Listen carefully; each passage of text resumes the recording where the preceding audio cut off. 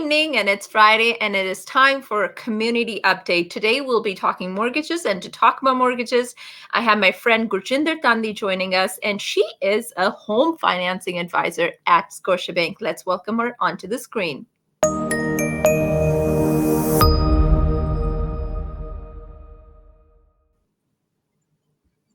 Hi, Gurjinder. Oh, hi, Rup. How are you? I am very well. Thank you so much for making the time to do this with us today. No, thank you for having me on. It's a pleasure. Thank you. So just to tell our audience, it took us about an hour to get to this point. Oh, yes.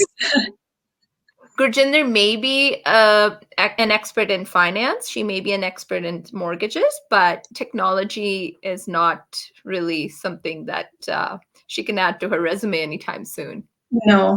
I told Rup that I'm going to call her for any ID questions from now on. She's the one. Lovely. It was amazing. Thank you for being so patient. Appreciate it. All right, let's talk with your role as a home financing advisor with Scotiabank. What does it entail? So basically, what I do is I help individuals with, financing their home, be it, primary home or investment, or, refinancing their existing mortgages, or, bringing over mortgage from another financial institution. So Okay. anything basically to do with the mortgage. Anything to do with mortgage at Scotiabank?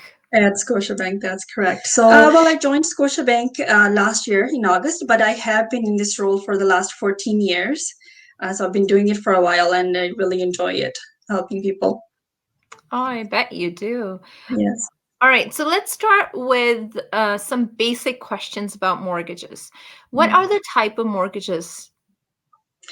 So basically, there's about 4 types. So there's purchase, there could be purchase plus improvements, refinancing. Refinancing means that, if a client has an existing mortgage and they want to take some extra equity out of their existing home, so that would be refinancing. And if they want to switch, that would be another option, bringing the mortgage from another financial institution. And then also construction mortgage, which is normally we do when clients buy homes through builders. So that's construction mortgage. And who can apply for these mortgages? What are the requirements? So basically, anybody over 18, requirements are you have to have a good credit and income and down payment. Basically, anybody can apply, and there's requirement for the down payment and qualifying as well. So when you talk about credit score, how much value do you place on credit score? Very good question. Credit score is very important, and I think this is something that we need to, I can say, maybe educate more on. I wish there was a curriculum in, school for this, because this is so important. Then whenever I do talk to my clients, and I am very passionate about educating in regards to financing. So whenever I sit down with clients and they're like, oh, I had no idea that this credit card I had to pay on time, or because when we get statements, on the statement it says you can pay minimum payment, right? But client doesn't know how it reflects on their credit. So if you are not paying your credit balance at the end of the month, then it deducts your credit points, right? Credit score. Yeah, so credit is very important. Minimum score is about 680. And that's the very first thing any lender would do when you're applying for mortgage financing. So you need to have at least 680. Yeah, 680 is minimum, but we do make exceptions depending on, because we know everybody's situation can be different. So it's all about I guess justifying the situation and how the presentation of the file is. And what about down payment? So down payment for minimum down payment is 5% for residential mortgages.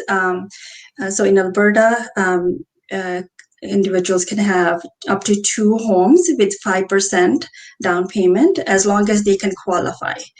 And if it's an investment property, then its minimum is 20% normally.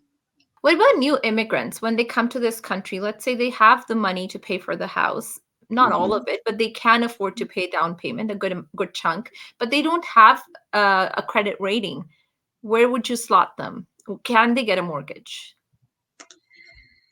Yes and no. With new immigrants, their the minimum credit that's required is about at least 6 to 8 months, at least. And along with that, they could provide two other trades, let's say, cell phone, insurance, confirmation that they've been paying it on time, and then also maybe a rental reference letter that normally justifies two, but a minimum at least 6 to 8 months they would need a credit. So let's say if they're doing more than 5%, they could do 20% with conventional mortgage, then it could be more lenient as well. And what are some challenges in the current market? Yes, right now we had actually a representative from Equifax.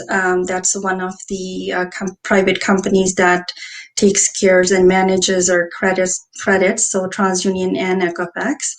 And the biggest jump they've seen is that with mismanagement of credit. So credit right now is at its highest at this time because of COVID.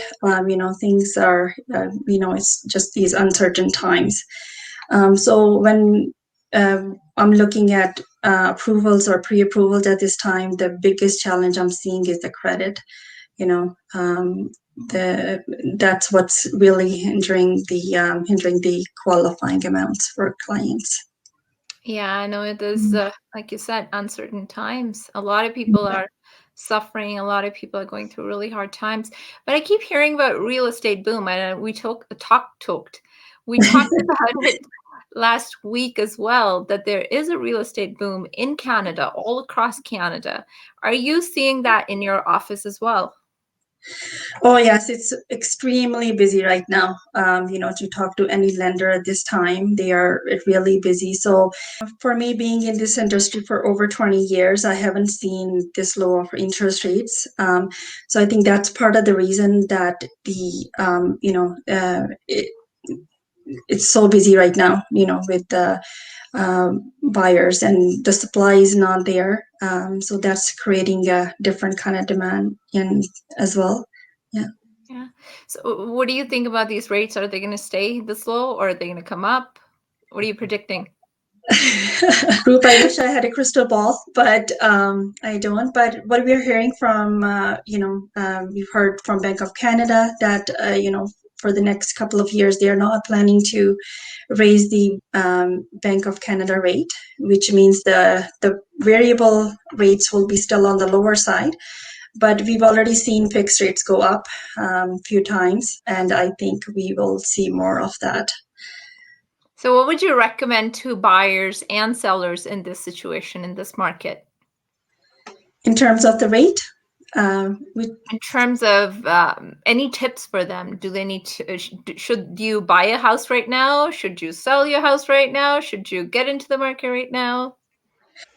Amazingly, it's a really good market for both sides.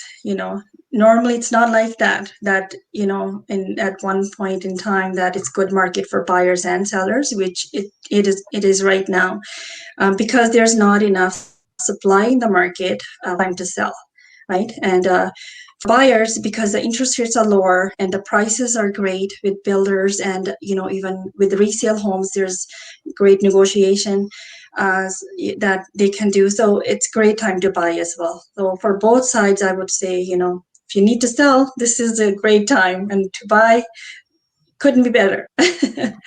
Great time to buy. Is there anything that I missed? Would you like to add something to the information that you would like to share with our audience today? What I would say in terms of, advice over, I've been doing this for 14 years in terms of, for new home buyers to, to keep your credit clean, have great repayment history, and make sure you're not overusing the credit cards, And if you're in terms of, the credit is not in a great position, there's a lot of ways that you can improve your credit as well. And if anybody has any questions about that, and I can guide them how to improve their credit. And also in terms of, they need any guidance on down payment, because for down payment, there could be different options, savings, it could be gifted funds or RSP. RSP can have different benefits as well. First it gives you the tax rebate, and then you can also use it for your down payment as well if you're a first-time home buyer. Okay, that's great information. And if someone wanted to contact you, how can they contact you? I can be reached at 403-969-9344. Or I also have my Facebook account as well, under Gurjinder Thandi, and it has my business information.